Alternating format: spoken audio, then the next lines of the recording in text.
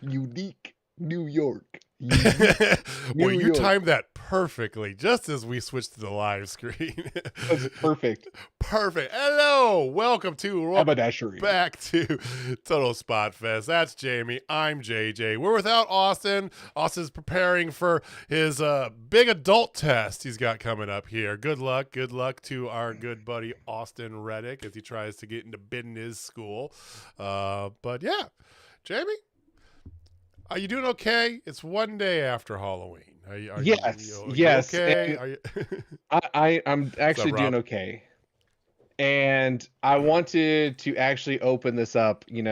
I do have a big announcement. I know he joked. But I actually do have a big announcement, and I want to make sure everybody on this knew today.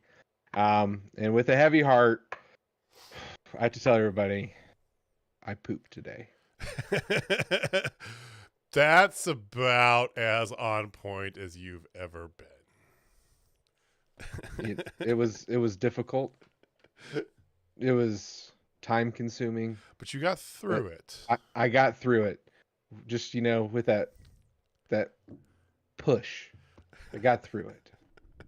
I just wanted to share that with everybody. Oh, man. My special announcement to you all. So y'all thought Jamie was going to be leaving or something here. Nope. Gotcha. You can't get rid of me. I'm like herpes. More ways than one. But no, thank you for watching. Thank you for listening. We do appreciate you guys giving us some of your time. If you're joining us live, like our good friend Rob there. What's up, Rob? Hop in the chat. Join in. It's a little delayed, but we'll get to you for sure. Answer your questions. You can always hit the comment down below. Hit us up on Twitter at Total Spotfest. Like, subscribe, share. We appreciate you guys being here. Yeah, I figured I would do. Oh my God, we are going deep into puns. Holy crap! Yeah, I definitely thought I would open up with that just because that's how I feel like any of the special announcements are right now from one Tony Khan. Well, I have more thoughts on that. We'll get to that in a second here. Okay. How was your Halloween, Jamie? It was cold. I know that. It was cold as hell. It was cold. It was actually very cold. And I hate to say it was a tad bit on the disappointing side, because as we have older girls and they want to do different things. Yeah. So Audrey had to get walked with her mom, and then Jessica had to go to a friend's house, and then I had to be a chauffeur. So I was unable to scare any kids this year. But Megan did hand out candy, and we had music playing. We had our new little setup, our graveyard setup. And my wife is actually the one who suggested the graveyard instead of going with the arachnophobia one that we've been going with. So she's like, we'll build on it next year. I'm like, I'm finally getting you. I got you. 22 years of marriage. Like, I already married you. Stop it. You're good. Yeah, took 22 years to beat that wall down, but she marry her further. Oh my God. Yes. Yeah. It was awesome. I mean, that was great. It's bound to happen, I mean, yeah. At least your girls aren't going into, they're.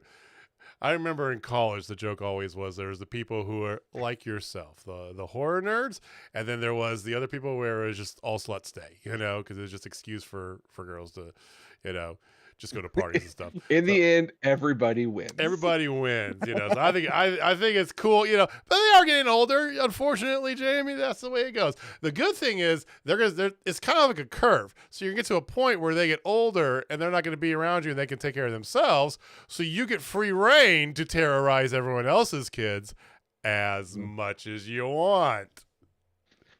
Yeah, and I think the one positive though is. I got to do some makeup on my daughters. Like, I love doing special effects horror makeup, like whenever I can. And they let me do things to their faces this year. And typically they don't like the blood. And Jessica wanted to go as a female Billy Loomis.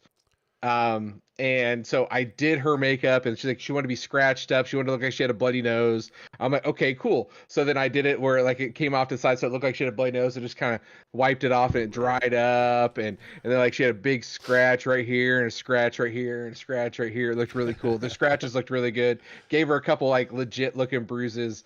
And then Audrey decided, I want my skin's getting rotted out on my face. I'm like, Bet, let's go. So liquid latex, and like I ripped it open really good, and then made it look raw on the inside and like decaying on the outside. Legit looks like she has the plague. It looks so good. It's on my Facebook and my Instagrams. I didn't put it on my Twitters, but definitely, ladies and gentlemen, check it out. Roast me, tell me you liked it, whatever. I appreciate Total you. Spotfest own Greg Nicotero over here, man, just going to Yeah. town. Yeah, hey, that's cool. That's cool. I just went bowling. I didn't, my as I said, my neighborhood is just where the part of town I live in, and my neighborhood. It's just not walkable friendly, really. And there's families and stuff, but pretty much everyone up here does trunk or treat. I mean, like everyone. It seems like. So, I at bowling league went to bowling. Almost ripped my side muscle out because I got on a slick spot and my foot just stopped, but bowled pretty well, and yeah, as I'm just kind of chilling. So we are definitely chilling here. We're gonna get to wrestling. We had a Dynamite tonight. We're a couple weeks out from Full Gear. Things are starting to come into shape. Not a lot going on outside of that. It's kind of that little lull time, because we're we're a little over a month away from Survivor Series, right? I know that NXT did their second night of Halloween Havoc. Which was better than the first night. I did catch a couple glimpses. Yeah, it wasn't like themed, but it actually had some really good stuff on it, Night one was like the theme night, and I was bought in. Like, I've always liked Shotzi, but Shotzi Pinhead, new kink unlocked, like, for real. Like, it was ridiculous. I have the weirdest boner right now. Yeah. So I'm not ashamed about it. Here's what I do want to say. It's like, even though the overall NXT 2.0 product, the way they're doing development, it's not what I really care for. What I remember, what I loved from NXT, it's not bad. And at times they've got some quality bangers. Carmelo Hayes is a really good wrestler. Let me just put that Understatement. Excellent wrestler on there. So the women, they still do a lot of focus on the women's. I have actually really become to like JC Jane as a performer. I mean, I like Toxic Attraction, and I like her solo, but yeah, continue. Yeah. I mean, as a whole, I think that she's always had like kind of but her in-ring has gotten so much better from when the first couple times I've seen her. And so, hey, NXT, am I going to watch it every Tuesday? No. But I'm going to catch more. I've been catching more and more of it lately because there's actually been some good stuff on it. And I don't know if that's just a trickle-down effect of Sean kind of taking more of the reign over of it. They've been doing a lot of kind of bleed down. Like Becky Lynch became champion for a little bit, and then they had AJ Styles was there, and then they kind of do maybe that also kind of helps. I don't know, because they do have so many people that are never wrestled a day in their life when they come into the PC.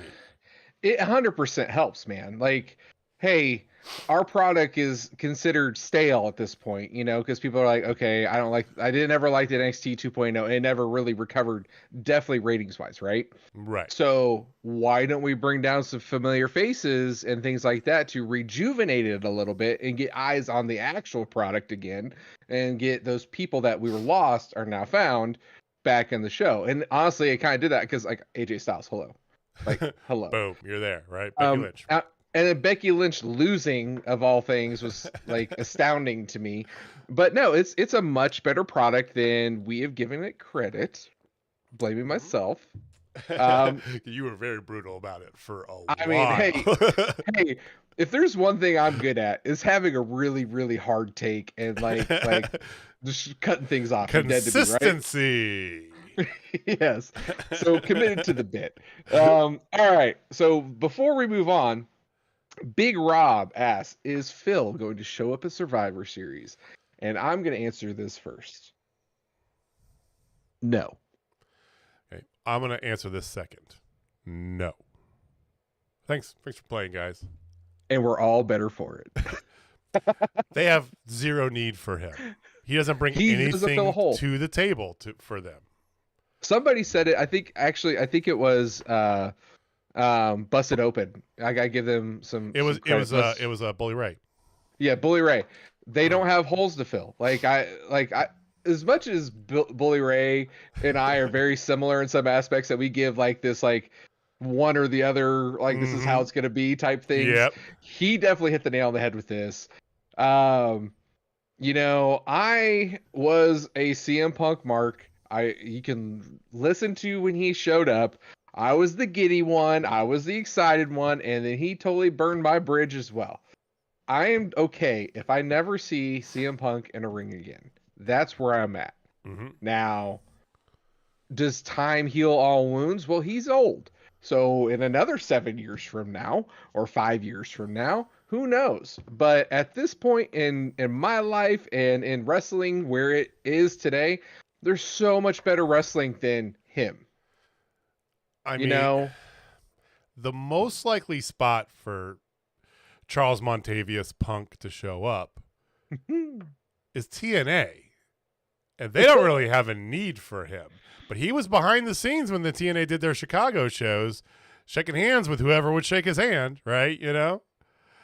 And the thing is, like, he doesn't make sense in TNA because TNA is, and for those of you who don't know, Impact's changing over to TNA next month, and I'm so happy for it. But, you know, yeah, he's a big name, but this isn't like the TNA of old, right? It's run by people who are not Dixie Carter, and they're very sensible and, you know, business practice-wise, pretty conservative the way they go to things.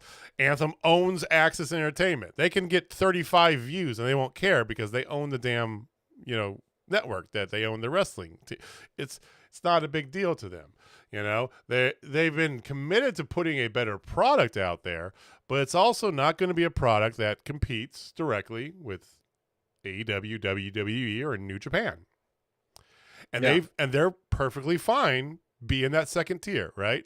It's kind of like it's like that double A team that does pretty good in their local market, right? Durham Bulls or something like that, right? Exactly. I was gonna say the exact same thing. Durham Bulls, the Carolina Mud Hens, the Kansas City Monarchs, you know, Toledo Mud Hens. Who did I say? Carolina? Like, I don't know. Carolina always made sense because you got the beaches there. Anyway, but Kansas City Monarchs, who've won what now 3 championships in a row? Go Monarchs! But yeah, they're not trying to compete with the Yankees and you know and Astros and whatever because they don't need to. So anyway, Savannah Bananas are so goddamn good. I wanted to go see them when they were here. I was so pissed because like my wife, me, my daughter, my other daughter, my secondary account, my third account, my fourth account, my wife's. These are all imaginary accounts that I built just to get into the lottery to go see the Savannah Bananas, and none of them got selected. Yep. I mean, they need to do that at the K. Oh, it would sell out. It would sell out, but they'd be able to get them. We'd be able to go see it. I mean, although it would take away it might sell out. I mean, but it would take away some of the specialness of it, though. You know. Yeah, because the closeness of Banana Ball. Yeah. Yeah. One day we'll see the bananas. Yeah, the closest they're gonna be this year, I think, is up in Des Moines. Thinking about going. Well, we have traveled that far for wrestling on a whim. So. Yeah, but Iowa and sports with balls and I aren't on speaking terms. Like, I've gone up there twice for tournaments and came home in the worst mood, and it's like it was the worst time of my entire life. Guaranteed. Well, when the springtime comes, we'll figure some stuff out. Springtime. What we need to do is we need to find what their schedule is. Figure out which wrestling events we want to go to next year and try and, Voltron that shit together. Into one super mega bot? Yes. Deadpool reference. Take little bots. Okay. Let's talk about Dynamite because that's really what we're here for. Dynamite! Yeah. Oh, and hopefully everybody got to watch some good scary movies before we get there. We watched a couple new ones this weekend. I also was the father of the year and allowed my daughters to watch The Conjuring with me and Scary Movie 2. That's a bad one. And muh. Yeah. Well, Megan and I have watched Scary Movie together, and Megan goes, "This is so wrong. Like you want to see wrong? They kick it to 11 in this one." Yeah. And she didn't find them near as funny because they were definitely more period. Oh, they're 100% period piece. Yeah. So like it's like Scary Movie 2 is the equivalent to Airplane. And if you've seen Airplane, you get the reference because Airplane doesn't hold up today. But if you watched it when you were younger and during some of the time, like you get the references and it's absolutely stupid funny. And I was dying watching Scary Movie 2 and she was okay. I was a little disappointed. Audrey had no clue what was going on. She goes, "What's that thing wrapping around that clown's neck?" I'm like, "Nothing." Oh, don't worry about that. We're just going to move on. Leprechaun movies. All right. So let's talk a little Dynamite. Let's talk about some Dynamite. Being built up. Being built as like big announcement night, right? That's what this is. Big announcement night. So the very first match is Orange Cassidy versus Claudio for the coveted, I would say now, international championship. They've made this title very relevant. I appreciate that. Excellent match. I would have said it was match of the night, but there were two other hot contenders actually above it, just slightly. Okay. But it came out with a bang. That standing delayed suplex from the second rope was and is the sickest move of the night. Ooh. I can't get enough of Claudio reversing a tornado DDT into a big swing, followed by a bigger swing every time. He did it twice, and I was like, this is amazing. And then he transitions, swing into a sleeper, which is just like, who are you? Mm-hmm. Where were you born? So during the match, and it was also announced on Collision, which, by the way, if you've not watched Collision you need to do yourself a favor. Watch that because MJF versus Kenny Omega, Insta Classic. It is a pay-per-view quality match on free TV. But it was also announced that Bryan Danielson broke his orbital bone. Mm-hmm.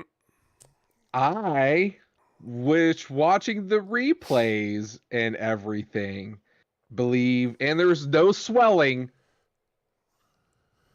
work. It's not a work. He broke it a week and a half earlier against Andrade. Okay, then that makes sense because it didn't look any different than the rest of his face. Nope, he broke it against a Collision. Was it? Yeah, a week and a half earlier against Andrade on Collision is when he actually broke his orbital bone. It's legit broken. And then we're not going to Collision, Rob. Unfortunately, thought about it because there might be a Heidi sighting on Ring of Honor. And you know, we know her. But don't know. I was planning on possibly going to GCW on Saturday or Friday night, but my wife works and she works overnight as a nurse, and my kids are all home alone. I can't exactly just say, "Hey, peace out." Like, fend for yourself. Not yet. Nah. So I thought about bringing Audrey, but I'm like, Audrey, a GCW show? She would love it.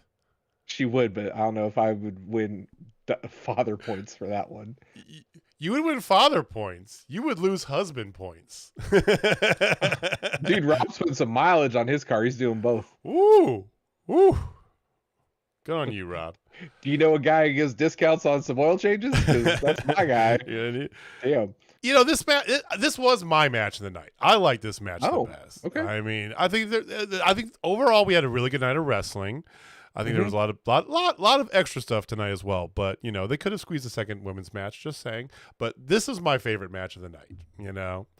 It did a lot of what I like to see. A lot of reversal spot stuff, you know. Even though neither guy is really a spot monkey, they were doing a lot of different spots. And, my God, reversal. And the crowd was into it. Like, it was just fantastic. Claudio's...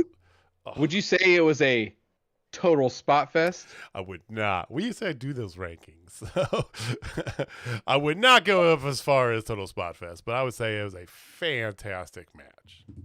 Yes. And then right after, you had Jon Moxley come and beat the bloody piss out of Orange Cassidy. And then he cut a very breathy promo, like Triple H-ish promo. Yeah, I'm the Mox. Like it was very breathy. Like, But we set do up for anything besides sitting on your couch and smoking cigarettes when you were off, John. Seriously. I'm not a good place. Like straight up Jack Palace was out there cutting a promo. But no, setting up for Full Gear. So this is a nice match hopefully closing this out for Orange, because I know the whole thing was it was supposed to set up the original was to set up Orange and him going back at it for Orange's chase to get it, but now it's kind of other way around. You know what I mean? Yeah, well, you know, a pretty solid concussion will do that to you. So Yeah, he literally said Phoenix, the kamikaze, had to break his body in order to beat me. I'm like, That was pretty good, yeah. But yeah, it was super breathy. I was like, I don't know if clearly everybody else got it, but I was just like, the only what thing the I got hell, from man? it is that it definitely felt like they were looking to break Mox off and do his own thing, you know, because after the match, Yeah. I mean, at times there, I'm wondering what Claudio was even doing, because he was kind of just watching him beat the crap out of him. And he got involved a little bit during when the security guards came in, but he never really went to help out or never went to stop Mox either. It was just kind of like an indifference from Claudio, right? So Yeah. it makes me wonder if Brian's staying out sideline again, right? They might just have Claudio and Wheeler do their own, or have Moxley do his own thing outside of BCC, which I am more than fine with. Yeah, no, I think it's a good thing for him to go a little solo now. I think it's time. I definitely think it's time for him. Well, one of the themes of the night was MJF's search for friends. Okay. Just bang it all at once, man. Let's get it all at once. Okay. I don't care. I don't care. We knew it was the Acclaimed all the whole time, but I don't care. The way they did it was just drawn out. Like They hit it. the beginning thing was fine. You just open the show with him taking a video call from Adam Cole, which is great, you know, and little Roddy can always use little Roddy, and Roddy's moved on because he does Max now. And then I remember he popped in an interview later with Renee, but the rest of it, cool. Yeah, I mean, we all knew how this was getting. I think everybody and their mother knew it was getting with the Acclaimed. Yeah, I mean, you do a little bit where Wardlow jumps in, he's going to attack him when he's ready. Okay, sure, whatever. You get a slight little nod to MJF. I did get a little laugh of him taking Darby Allin's name off of his door, writing on there. What did he write on there? He wrote emo bitch on his name tag and then put it back on the door. But yeah, this was just a lot of filler. Yeah, no, it was what it was. Like, that's all I gotta say about that. I'm moving on because that was the only negative the whole night, because it was a thing. All right, so after this very, very unique match. Oh yeah. The 6-man tag of the Mogul Embassy. That's the Gates of Agony, so great name, and Brian Cage going up against the Hung Bucks of the Elite, and it just was odd, but in the best possible way, if that makes any kind of sense. It was, yeah, there was a lot of different like strings being pulled that shouldn't have made a decent song, but they did. Right? Mm-hmm. Like the Bucks looked like they were like side, tracked during the whole thing. Mm-hmm. Swerve comes out halfway through. Of course, that, lures, Hangman takes himself out and runs after Swerve, right? So now it's a 3-on-2. It did get weird, but it wasn't like a terrible weird. It was, and even after the match got weird. Yeah, like Matt hitting the post with a chair, like scream Jericho when he lost. Remember when he threw that little temper tantrum, like it was 2 years ago? Mm-hmm. The exact same thing, like not hitting it hard or anything, like doing the little baby hit, beep beep. Yeah, he was throwing a big old hissy fit. They lost in an interesting way, which, hey, kudos to them for moving the belts around. I never thought the Elite should have had him, or at least had him for that long, period. It's always been my opinion. They have no need for a developmental brand's 6-man tag belt. But, yeah. Matt just started going all, like, whiny, and then he continued it later on, which we'll talk about later. Big Rob actually brought up a good point. He didn't even yell and knew. He's more like, and knew. Like, he was even stunned by the win. Which I'm good with that. You need to have some of that to keep it fresh, because you and I have both talked about this. AEW's got a little predictable with their weekly shows. I definitely wrote this one off as the Hung Bucks are winning. Like, I instantly thought, and then now that they've done it, it's made that storyline even that much more riveting. Absolutely. and then you throw in the events later in the night, you're like, hells yeah. So, before we go any further, congratulations, Texas Rangers, on your World Series victory. Oh, they just won? Official. It's official. Just happened. They won 5-0. Megan won our bet because Megan said they were going to win in 5. I said the Rangers were going to win in 6. So their first ever championship. Congratulations. Well, there you go, Rangers. Good for them. We do celebrate other sports on here. There are other things other than Kansas City Chiefs football. Definitely not Steelers football, but there's definitely Kansas City Chiefs football because they actually do. Let's talk about college football. That's where I want to go. Oh my god. Oh, good luck this week. I'm ready for it, man. Hey, you know how good we are? I think we can match up with our opponent this week. I really do. I say you lose by 14. Anyway, let's move on. Because we actually beat a top 5 team for the first time ever. Oh, they were a top 6 team, and congratulations. Whatever. It has to happen sometime, I mean, I remember. Hey, ever. I know, it's your first one. I remember our first one. Actually, no, I don't. I remember our first time. Yeah. All right, anyway, so Adam Copeland comes out. So cute. And does an interview with Mr. Tony Schiavone. I love how instantly Edge, Adam Copeland, put over Tony. I thought that was great. It's just a little thing. It's like Tony deserves his flowers, ladies and gentlemen. And I think he gets shit on so many times. and he deserves it. And so did Adam Copeland. And then Adam Copeland's talking about, the history of Sting and how he respects him. And he starts talking about Darby a little bit. And then here comes the AEW TNT champion, our father, Christian Cage. Our father. Daddy's home. We can't use Daddy that. Christian. That's Effie. We can't do that. Yeah. Daddy Christian. Dude, that's a good one. Daddy Christian. Who's your daddy? I like the Our Father. That was really good. Our Father. Yes. Darth Christian. Okay. Yes. I'm going to go with that. Faja. Yeah. Vader Christian. Christian Vader. Vader Dom.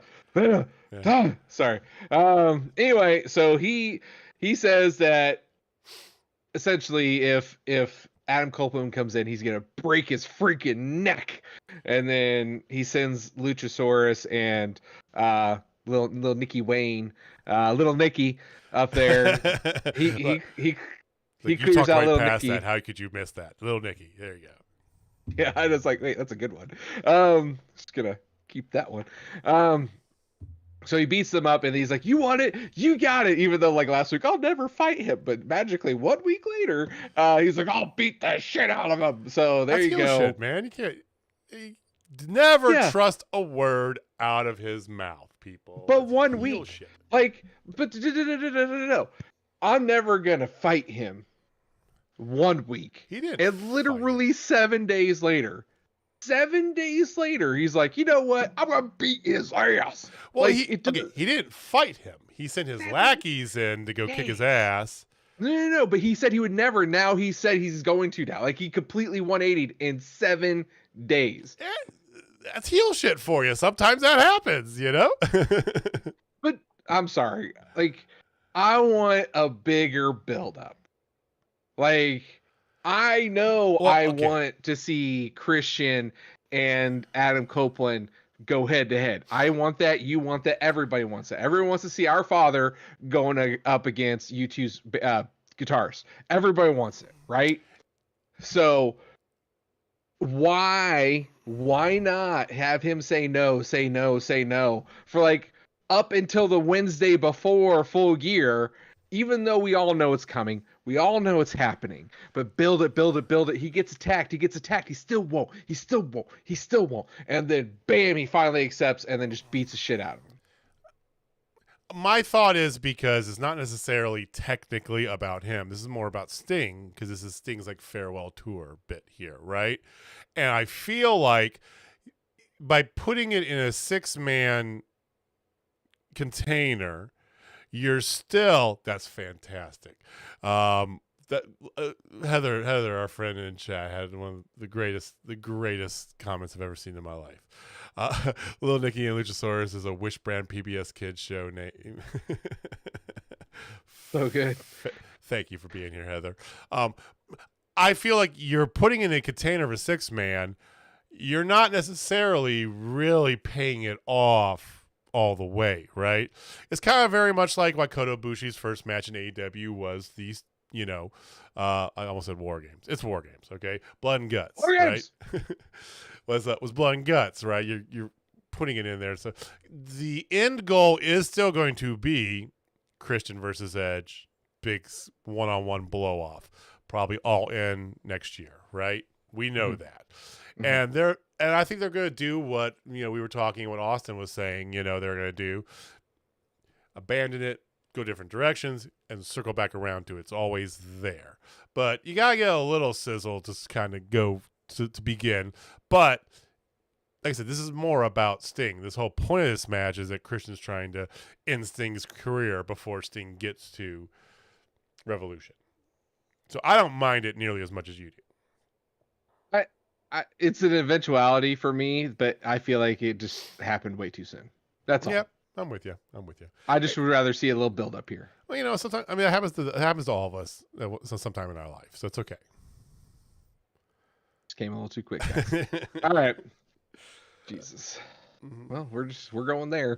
All right. After this, you had Matt Menard and Angelo Parker. Oh no, not quite. You didn't. You had something else after this. Oh, do I? I will. I do. Okay. So all day we're being built up. Tony Khan's got a huge announcement. And for what it's and Twitter was abuzz with the dueling kind of screenshots of every WWE Raw and SmackDown in the past, since beginning of time. Roman Reigns returns. TNA or AEW. Tony Khan's a big announcement. Tony Khan announcement. So, but for what it's worth, the last few major announcements that Tony has given us has been Collision, the streaming service, and something, one of the, what's that? All In, right, and All In. And then, it's been, he frames everything they frame it every time he comes on here as a major announcement, but they've been pretty good stuff. And with all the additions of now this monthly pay-per-views that we've been going on here, it's inevitability. I thought for sure now's the time to announce the streaming deal, right? Mm-hmm. Thank God. Yeah, I was like, finally, let's go. I'll pay an extra little bit for Max. Just get it. Yeah, Max goes up $2 a month. Cool, right? Let's go. I don't care. I'll pay it. So he's out there with Nigel McGuinness, and they're talking about the year that was and how they had this unbelievable show in London and All In. And I'm like, okay, he's building it up. He's talking about all the accomplishments and where AEW's grown and all this. And then he proceeds to go into a pitch that tickets for 2024 All In are going to be on sale December 1st. That was the announcement. And of course, you can get priority and VIP tickets as November 27th. And I'm like, wait, that's it? Tickets for an event in August of next year are going to be on sale in a month. But you can get priority tickets. No, Tony. See, no. Big Rob gets it. Big Rob definitely gets it. Touche, Rob. Yeah, just Stop. If it's not a major announcement, then, you could say Tony Khan's going to address the AEW, audience. Cool, right? Then it would have fit. Major announcement. It's like I say all the time, and Jamie, you said this all the time too. If everything's a priority, nothing's a priority, right? Words to live by, ladies and gentlemen. Words to live by. Come on, Tony. You could have given me a second women's match during that piece of shit announcement. Yeah, I mean, you could have had, emotionless Chris Statlander versus like gimmickless Sky Blue. But hey, we got Sky Blue sighting up ahead. We also had a speckle of emotion from Chris Statlander. We'll talk about. Yeah, actually, I do want to talk about. You want to switch? Do you want to talk about women, or you want to keep going in order here? No, let's hit the Jericho Omega versus Cool Hand Ange and Daddy Magic Matt Menard with Jake Hager. And you get the fam on commentary, which Kyle Fletcher's now in the fam. He had a good showing on Friday night, and that got him into the Don Callis family.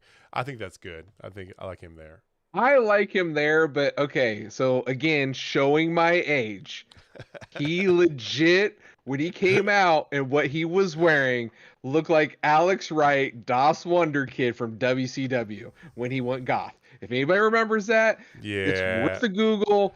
He looks exactly like that MFer there. Well, for one, the man's skin tone matches your T-shirt, so that doesn't help. He is Australian. For an Australian, you think he'd be have a little bit of sun to him, but it's okay. It's okay. That could be fixed. That's just a little look tweak. That's nothing major. Yeah, but anyway, he's a part of it. That's great. This match is fine. I mean, it was solid. It wasn't bad. It wasn't good. It wasn't like, I mean, it wasn't bad. It was good. It wasn't great. That's probably the best way to put it. It was fine. Yeah, it was fine. Like, it's what I used to make supper. Actually, I did the same thing for my family. I'm not gonna lie. But so Chris Jericho and Kenny Omega got the dub. After this, Don Callis and the family call him out like, we want a street fight and all this, and they gladly accept, and they're gonna have Kota Ibushi. But then Don Callis, and with all the Iron Sheik heat that he gets, and it's like, you're still one short, blah, blah, blah. Well, one of our new friends, which is actually an old friend of Chris Jericho, happens to show up, and he's a little bit bigger than Will Hobbs.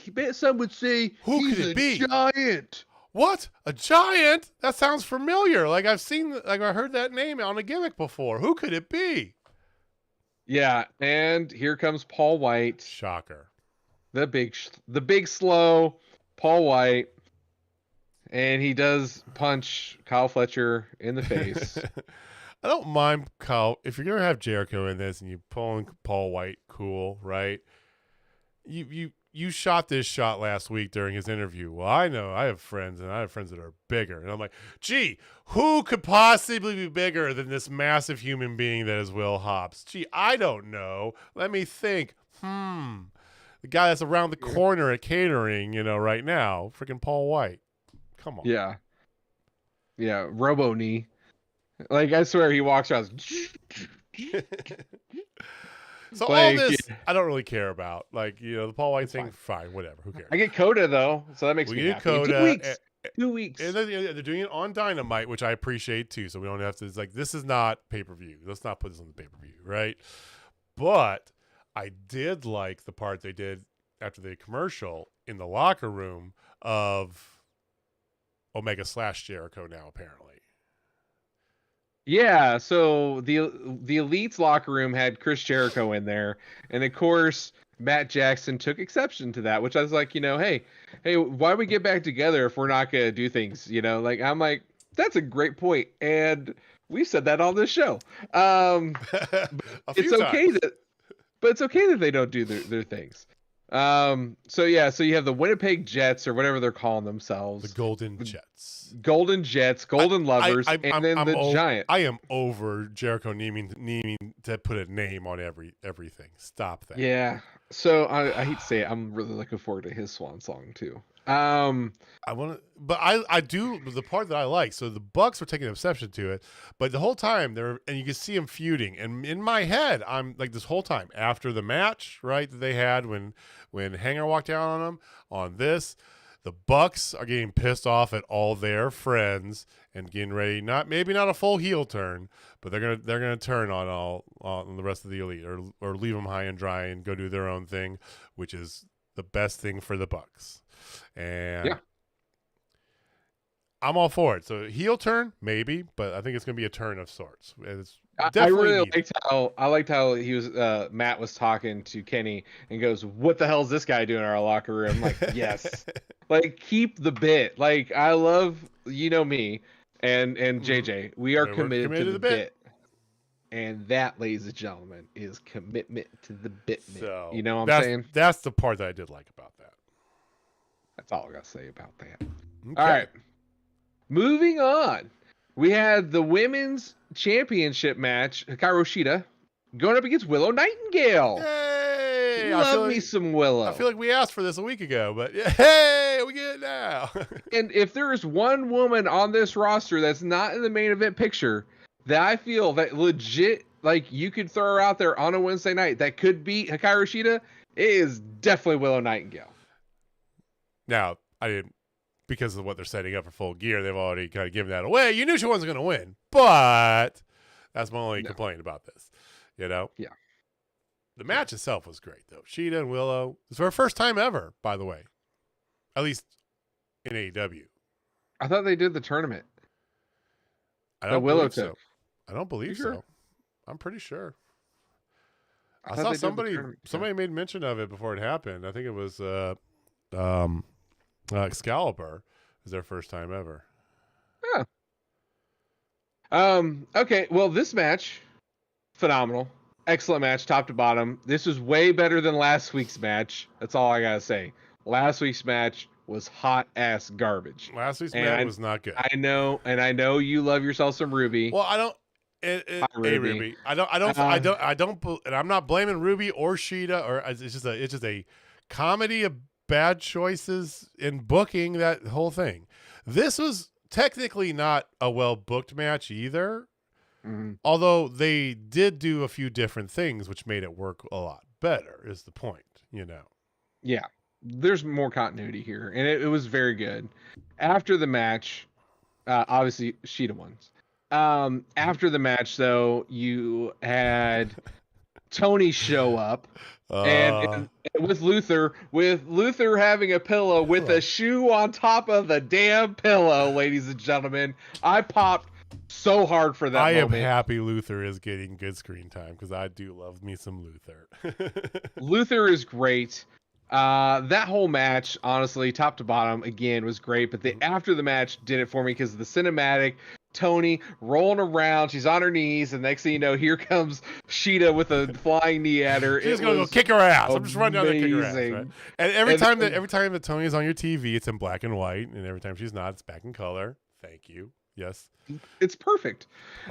So they go to the back, and next thing you know, pitch black. Oh, blackout! I know what's coming. Give it to me. Yes.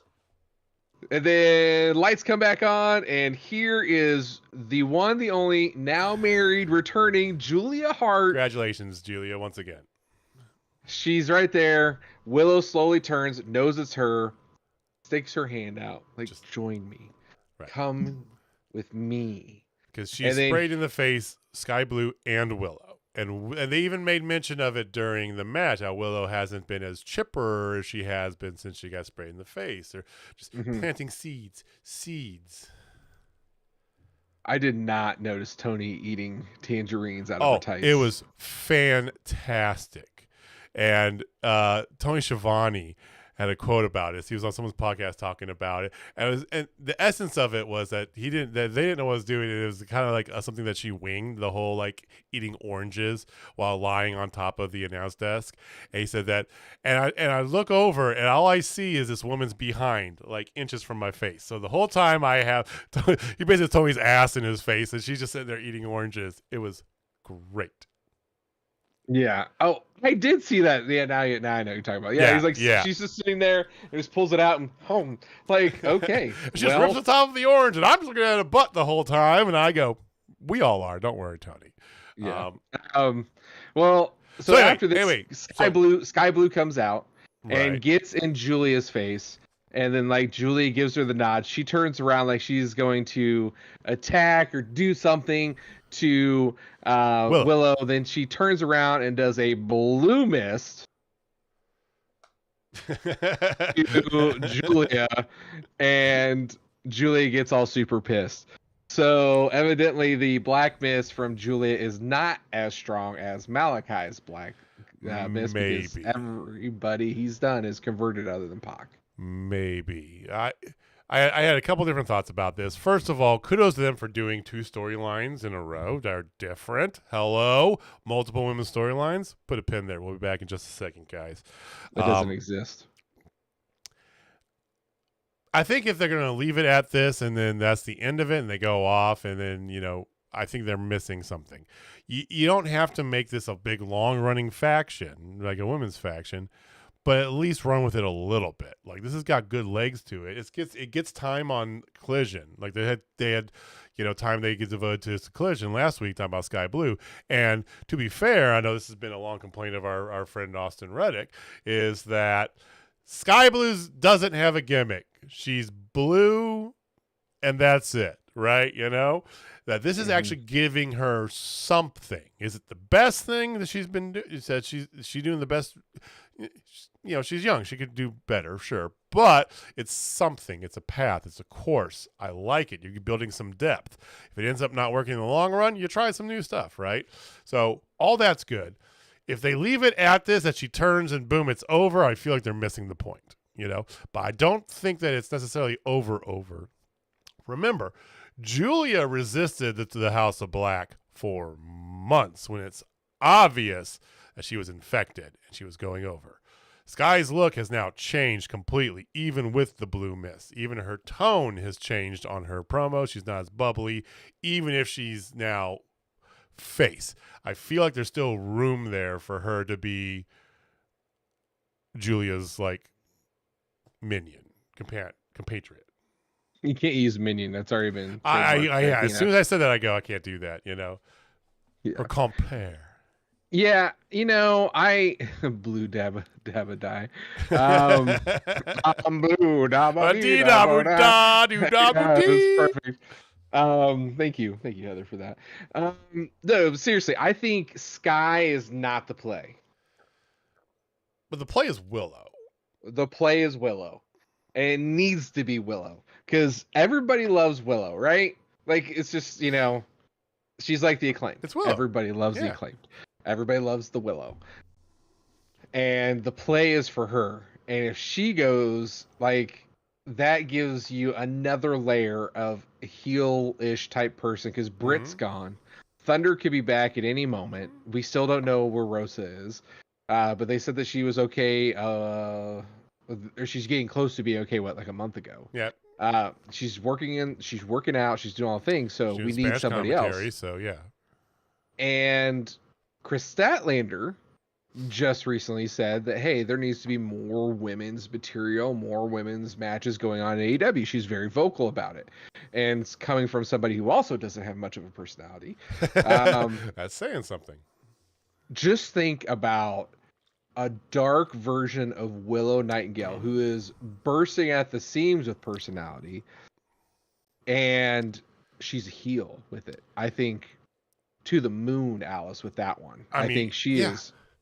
Because you pair her up with Julia, right? And then you can have them almost run independent but adjacent to the House of Black. Because then you can do House of Black things, Right now, of course, there's some injuries that are dealing with some stuff there, right? But you've got that ability, but you can also they don't have to be tied together, right? Rob's so right. Somebody finally listened to us. Yeah. So we've been shitting on her for months. We especially Austin. Oh my God! For those of you, if you haven't joined us, we usually have our friend and professional independent wrestler Austin Reddick usually joins us, and he's really against Sky Blue's character or lack thereof. But you could use Sky as a cog to get to her. Maybe that's the play, and I think that's probably right, because Julia, look at the transformation she's done under this. Right now, you put Willow in kind of the same, machine to spit that out, and Willow's the star. Julia can be. Because Julia's gotten, we both agree, Julia's gotten fantastic in the ring since she's started working with Malachi. Malachi's done wonders for her, right? Not just Malachi, but Brody, all of them, right? She's still got a very good managerial aura to her. Perfectly fine. Perfectly fine, ladies and gentlemen. You don't have to go out there and be Will Ospreay 24/7 in the ring. You can be something different in the business. And I think that pairing is just going to be so good. Sky can come and go. Do whatever you want with her. Maybe this breaks her and turns her into a character of some sort. You got to try some stuff with Sky because she's young, right? She's young and pretty and she's athletic. So she needs some kind of alter ego. Like something breaks in her. Like I hate to say it, like Su Yung. Like I think that is a perfect like 180 or up, basically. Yeah, like Su Yung, you had Sue, right? And I love that whole let's professional wrestle. Still one of my favorite things. Suzanne, by the way, is what she is. Suzanne. But then Su Yung is arguably one of my favorite characters. Living Dead girl, right? The whole ring thing, and yeah. Like I love the change, and like Abaddon. First off, Abaddon had a great match on Collision as well. Have to give her props. Glad to see that she's on freaking TV. Props. Excellent match. And she had Spawn gear, which I marked out for Spawn gear. But anyway, moving on. But I know we've talked about Sky Blue so many damn times, and I want to get past it. But if they could figure out one way to unlock some kind of personality, dark, whatever it is, stupid funny, like I don't care, like she needs to figure that out, because other than being a pretty face and pervs are all over her, she has no redeeming qualities. I mean, you can do the classic trope, which is the stuck up kind of pretty girl thing, right? But make her take it to, but turn it up to 11, right? I know that's a classic trope, but it still works, and you can make it work for her, right? The super vain, whatever, this and that. It's just this weird amalgamation of like skater girl, kind of young indie darling, nothingness is just it doesn't have legs to run anymore. You gotta get something, and you can see that in the responses people get from her. They're like, "Oh, look at the pretty booty," and then we don't care about anything else. Yeah, literally, like give her some substance. And I like her trying, at least. If this whole dark thing doesn't work for her on this angle, well, you're trying some stuff, getting some range. Cool. That's how we learn. Yeah. Let's go. Because she needs the work. I saw an interesting. I saw before you go to there. I saw an interesting theory on Twitter yesterday. Okay.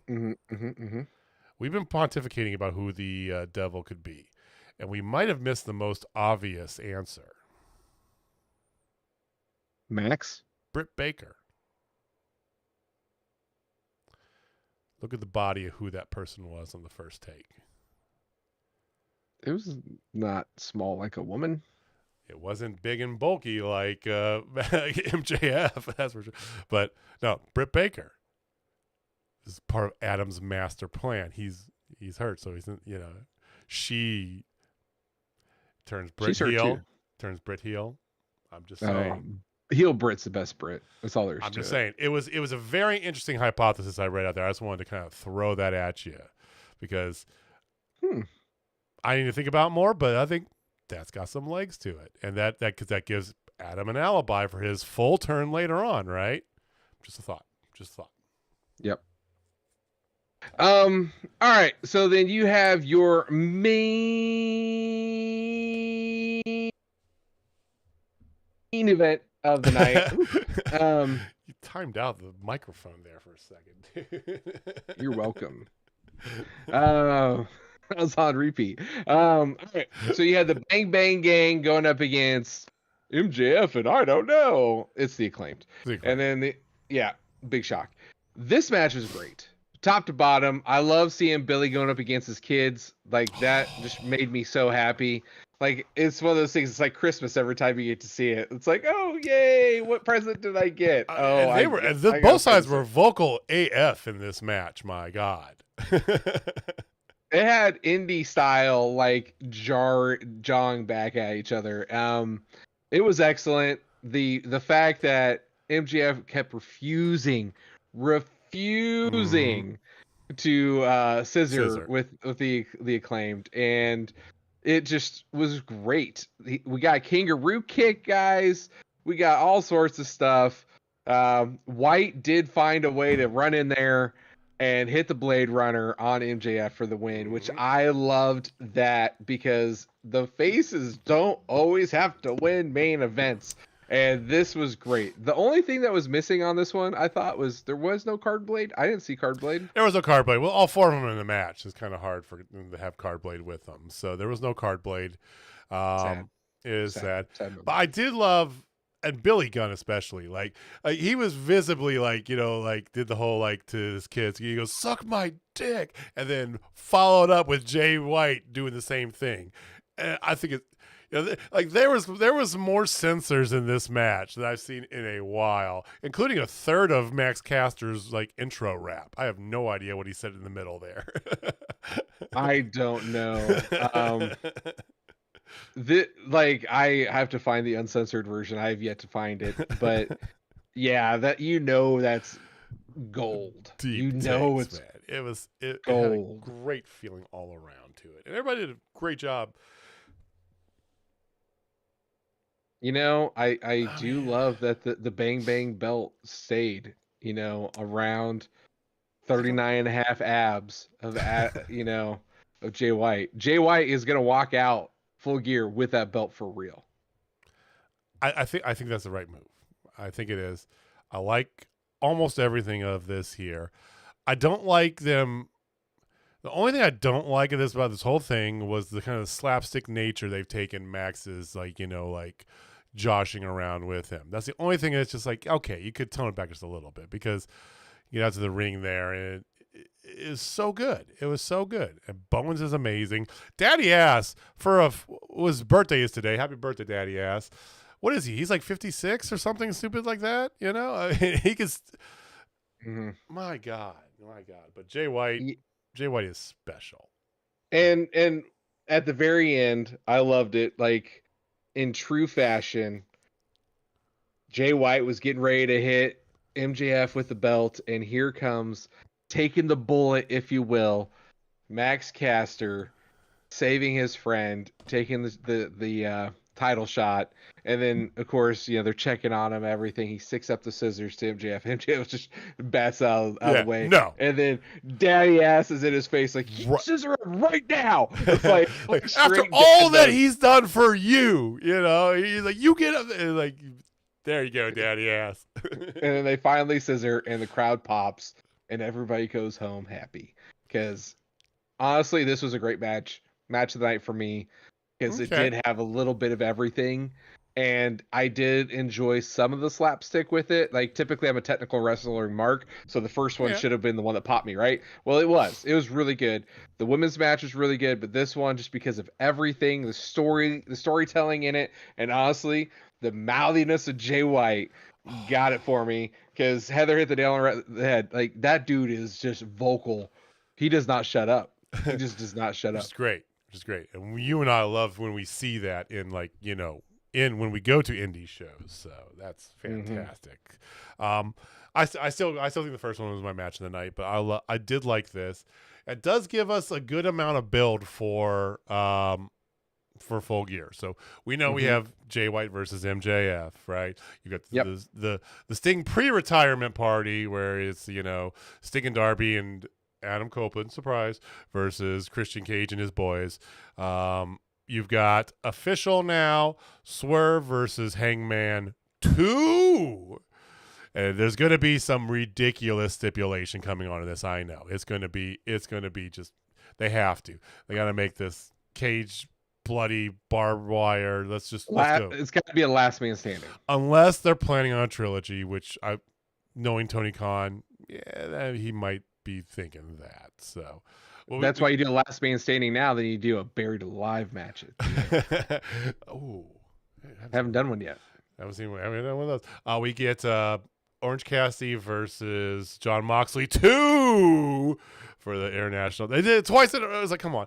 And then you've got Tony Storm versus. JJ thinks we're in 3D, guys. Ooh. Ooh. It's perspective. It's like I'm playing with things here, man. It's big JJ. We're back to just you and me. We take up half the screen now. I got room to work here. I can do stuff.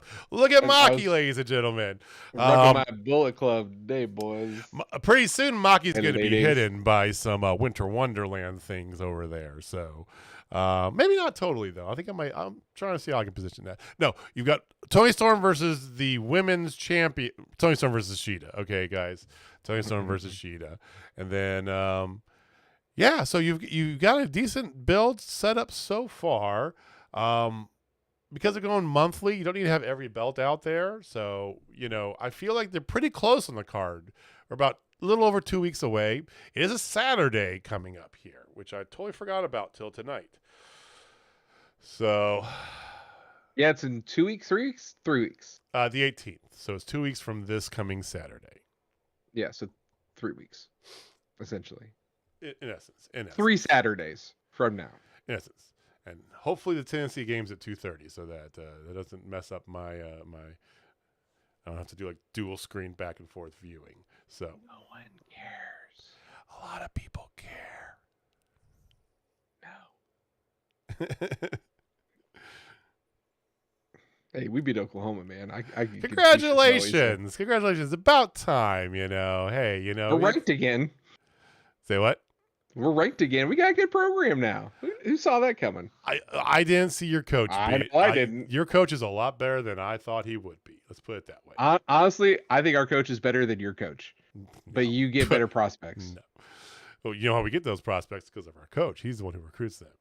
Anyway. You get them because you're the SEC and you have NIL money. Come on now. Let's be real. Oh, we're going to money part here. Yeah.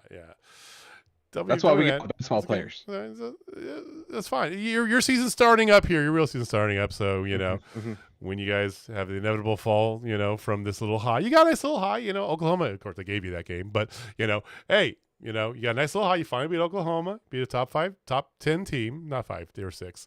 But you beat Oklahoma finally. Cool. You got it there. Yeah, now you got basketball season to wait for because, you guys are going to fall. But we shall see. Anyway, we're not talking college football. We're talking wrestling. But it is, it's interesting. So, and that's the part with doing these monthly things because no matter what he does, he's going up against college football, like right in the heart of the season. Let's be honest. You don't you don't care, but it is right in the heart of the season. Here we're coming for college football. Oh, there's some big games that weekend. Or he's going up against NFL Sunday Night Football, right? Yeah, I'd rather go up against college than NFL. I think you got a better shot because college is going to be very, college doesn't get quite the numbers NFL does. But either way, you don't have it. So we're committed to doing the monthly pay-per-views. We don't know anything else than that. Oh, the buy-in. I'm trying to think. There's one match I'm missing. And then on the buy-in, you got MJF losing the ROH tag titles to the Guns. So. I'm sorry. You think so? Unless the Kingdom finds a way to get in there, the Kingdom will win it. Here's my thing. MJF's walking out of Full Gear with all the belts that he has or none of the belts that he has. That's my guess. I mean, it makes the most sense. We'll see. But we got a couple weeks here to go here. That's all I got. Do you have anything else you wanted to add, Jamie? No, I do not. That was a lot of good wrestling tonight.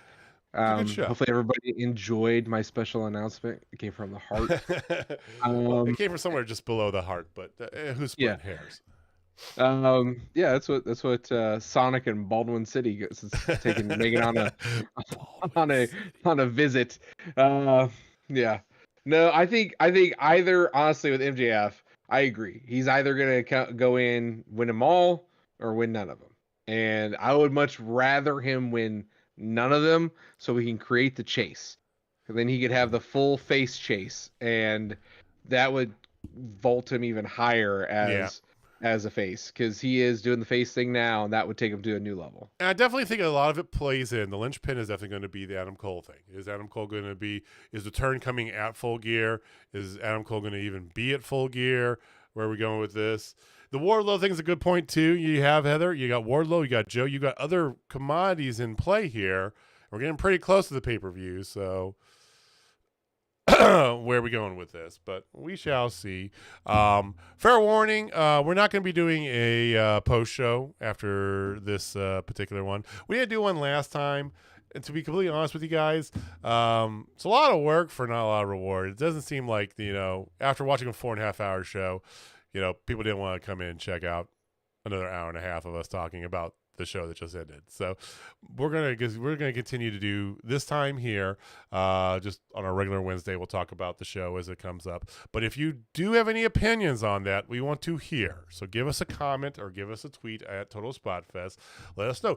Do you like us doing the post shows the night of? Do you want to see it maybe do like a recorded one that we release like the day after? Or are you good with us just continuing to do them like on the Wednesday of? Like, what do you guys? We want to get some feedback from you guys.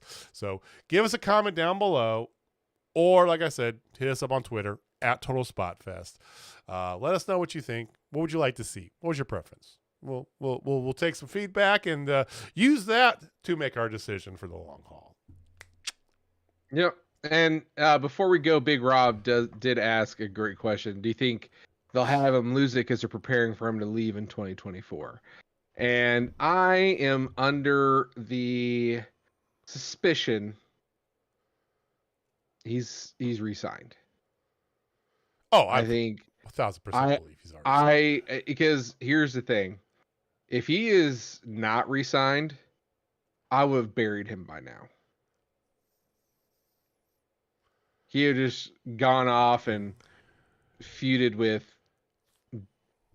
Cool Hand Ange and Chris Jericho. I mean, if there's even if there's a significant chance of him going in 2 months to WWE, this is the single dumbest booking there has ever been in professional wrestling. Yeah, because you do not build someone up this big if they are immediately going to turn around and go somewhere else. Because he'll just waltz right into the main event picture in WWE. He's signed. He's making a shitload of money already. I know it. Yeah. So, in the immortal words of John Malkovich from Rounders, arguably the best poker movie of all time, pay him. Pay him his money. You in a Benz. I got a busket. All right. Thank you for watching. Thank you for listening. We appreciate you guys giving us some of your time. 100%, Heather. 100%. Next week, same bad time, same bad channel. We'll be back. Austin should be back with us next week. Here's hoping. But either way, we will see you next week. Jamie, take us home, man. All right. I'm going to do a little different tonight. There's not going to be words or anything other than, hey, Austin, good luck. Go kick ass. We're thinking about you, buddy. And go dominate that like you dominate this show, dude. Go, Austin.